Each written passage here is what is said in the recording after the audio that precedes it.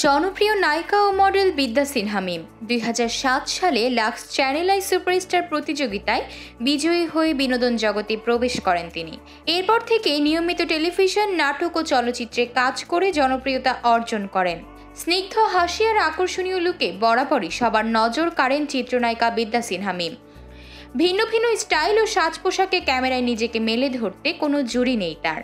তবে অভিনয়েও কম যান না তিনি। ক্যারিয়ারে বেশ কিছু সিনেমায় অভিনয় করে দর্শকদের মনে জায়গা করে নিয়েছেন এই নায়িকা। এবার নতুন একটি লুকে নেটিজেনদের দৃষ্টি কেড়েছেন মিম।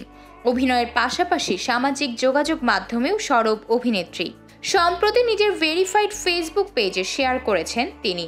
ক্যাপশনে অভিনেত্রী লিখেছেন, আমি মনে করি কোনো মেয়ে যদি কিংবদন্তি হতে চায় তার উচিত এগিয়ে যাওয়া এবং তাদের একজন হওয়া। ওই ছবিগুলোতে দেখা যায় অবকাশ যাপনে মরুর দেশ দুবাইতে গেছেন মিম। সেখানে সাদা শ্যাম্পেইনে অ্যামি স্প্লিট হেম স্পার্কলি ড্রেসে ফটোশ্যুট করেছেন তিনি। মাথায় বেঁধেছেন লাল গোলাপের খোপা।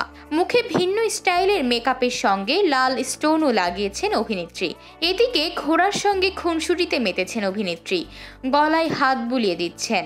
মিমের এমন লুক বেশ প্রশংসা কুড়িয়েছে নেটিজেনদের। অনেকেই বলেছেন মিমকে অসাধারণ লাগছে।